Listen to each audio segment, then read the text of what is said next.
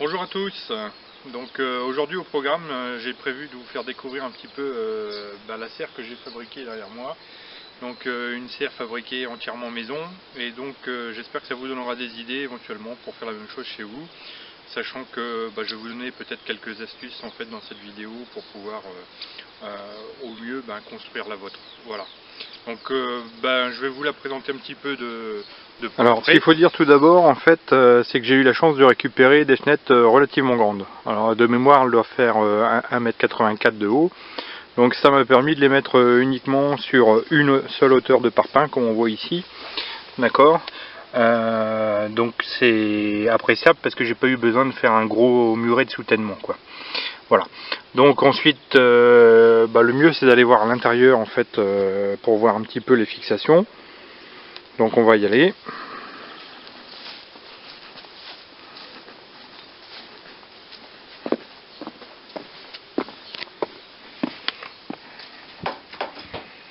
Voilà. Donc on est à l'intérieur. Alors le mieux c'est de regarder en fait ici. Voilà. Donc en fait j'ai simplement maçonné des parpaings comme on le voit ici. Ensuite j'ai été acheter des poteaux carrés que j'ai accrochés avec des pattes. Voilà. Et que j'ai scellés dans le béton. Comme vous pouvez le voir, j'ai mis un petit espace en fait sous les poteaux pour pas que ça pourrisse.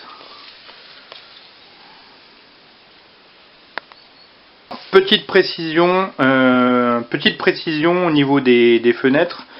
Donc en fait les fenêtres je les ai découpées pour qu'elles soient bien plates à ce niveau là. Et donc le tasseau qu'on voit en marron ici, je l'ai redécoupé après. Donc il y a la fenêtre ici, un tasseau carré que j'ai posé sur le parpaing de façon à ce que tout s'imbrique l'un sur l'autre. Voilà. Au niveau des fixations des fenêtres, sinon c'est assez rudimentaire. Hein. Donc voilà, il y en a une ici, il y en a une ici. Voilà, et dans les coins j'ai mis un peu plus de ferraille, comme on peut le voir ici. Donc ça tient très bien. Le poids de la fenêtre de toute façon est important, donc il n'y a pas de souci. Au niveau de la toiture maintenant. Donc ce que j'ai fait, c'est que j'ai mis donc un poteau dans l'autre sens, donc tout le long de la serre.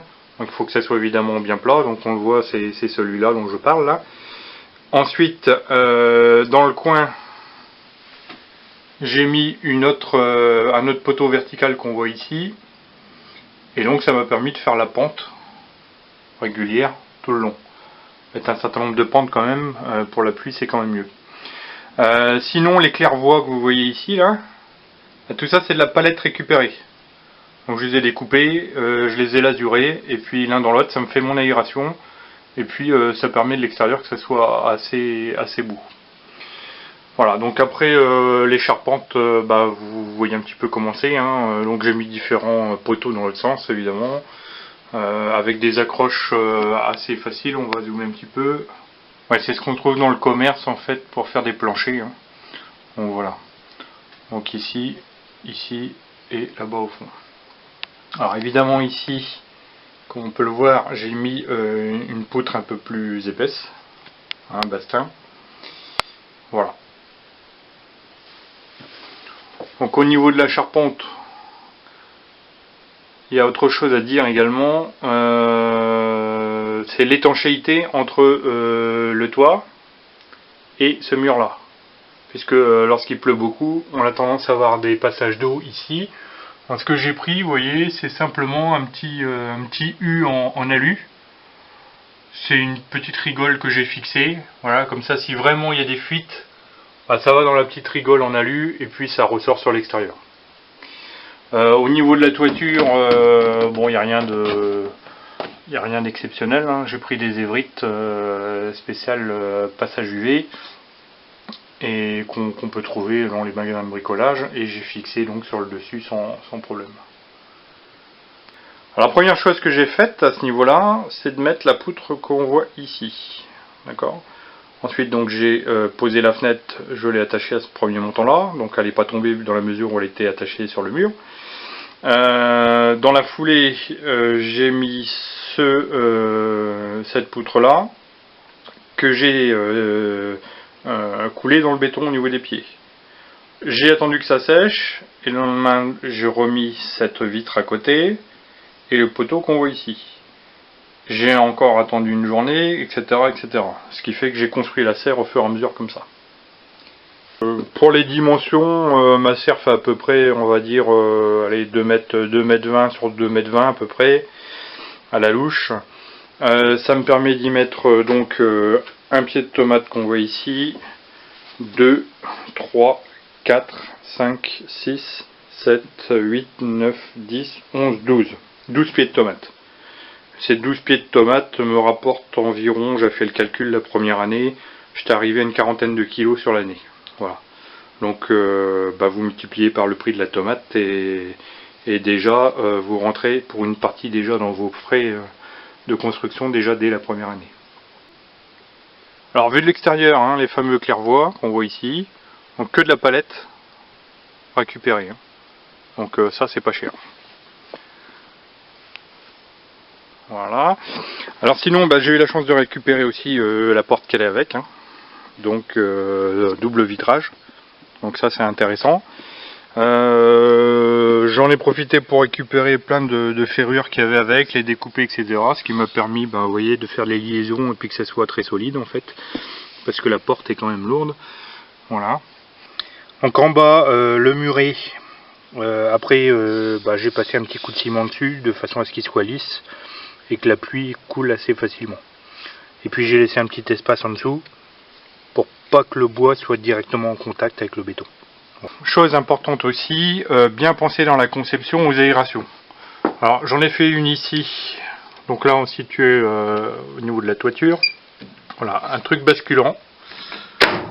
Voilà. S'il pleut, je peux le fermer. Si il pleut pas, je peux l'ouvrir, je l'incline.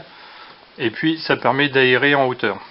Donc vu de loin, là on voit effectivement l'ouverture, la trappe en haut à gauche. Et donc j'en ai profité de ce côté-là, puisque de l'autre côté il y a deux fenêtres. Hein. Ici il y en a qu'une et la porte.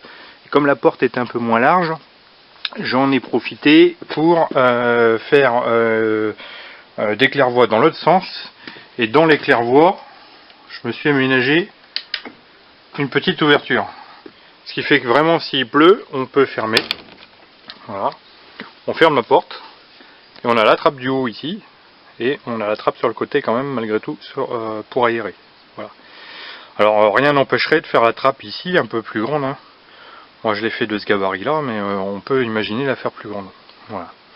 Alors le système d'accroche ensuite, j'ai mis simplement un petit loquet là. Ce qui me permet quand je ferme, voilà, je repasse dedans, de fermer le crochet. Et là il peut faire du vent. La trappe est fermée. Alors même chose, j'ai pas parlé de la trappe de l'autre côté, mais il y a exactement le même système de trappe. On va voir de l'intérieur ici. Voilà, hop, ça s'ouvre, ça se ferme, ça bascule. J'ai simplement acheté une charnière, hein, et puis j'ai fixé, et puis voilà quoi. Donc ça permet d'évacuer le surplus de chaleur quand il fait vraiment très chaud. Quoi. Alors après vous avez peut-être interrogé depuis tout à l'heure sur mes fils là. Alors ça c'est une technique issue de la production de serres industrielles. En fait j'ai mis des fils, donc c'est un fil de fer hein, que j'ai tendu avec des tendeurs qu'on voit ici. Et donc ça m'a permis d'accrocher en fait les ficelles de culture, d'accord. Et après ça permet d'enrouler le plan autour.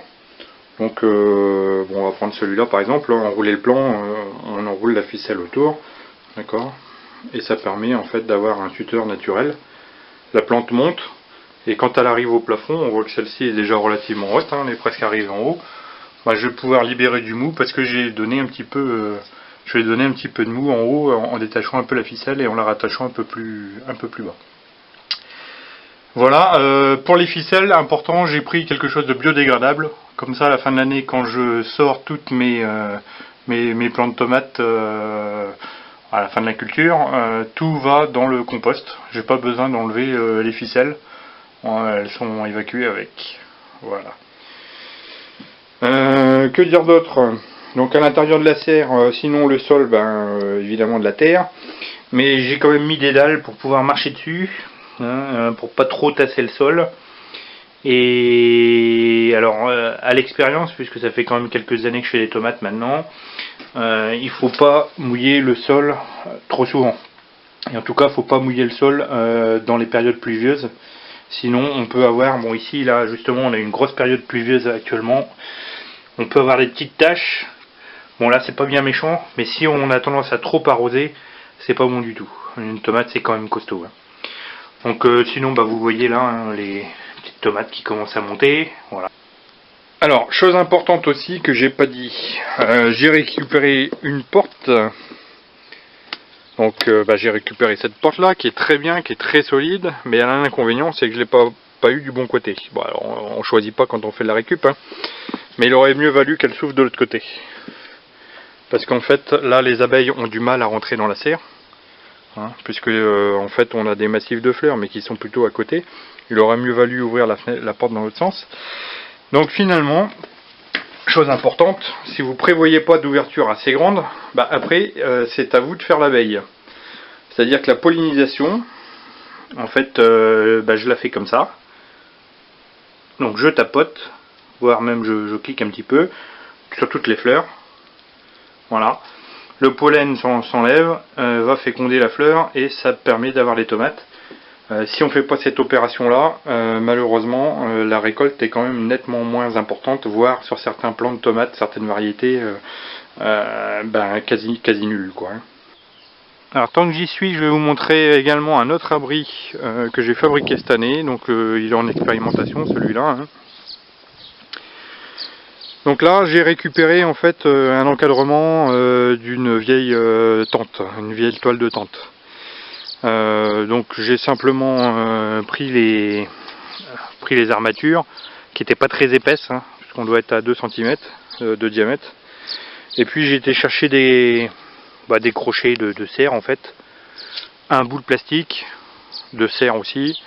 J'ai donc tapissé par dessus, j'ai mis du poids en bas pour pas que ça s'envole, et donc ça me fait un abri en plus, voilà, pour tout ce qui est aubergine, tomates cerises, melons, etc. Donc ça j'espère, c'est la première année que je le fais, mais voilà, ça donne des idées pas trop chères non plus.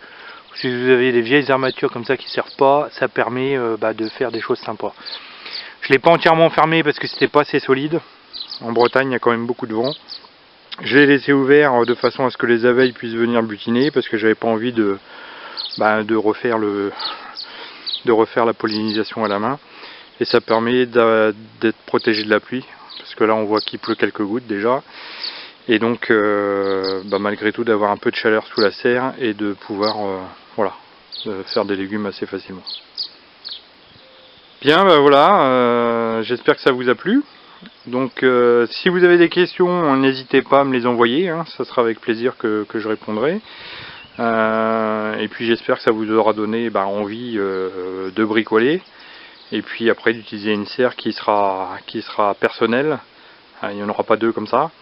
Et puis d'avoir le plaisir de cultiver ces légumes à l'intérieur. Voilà, écoutez, je vous laisse et je vous dis à bientôt pour de nouvelles vidéos. Voilà, allez, salut!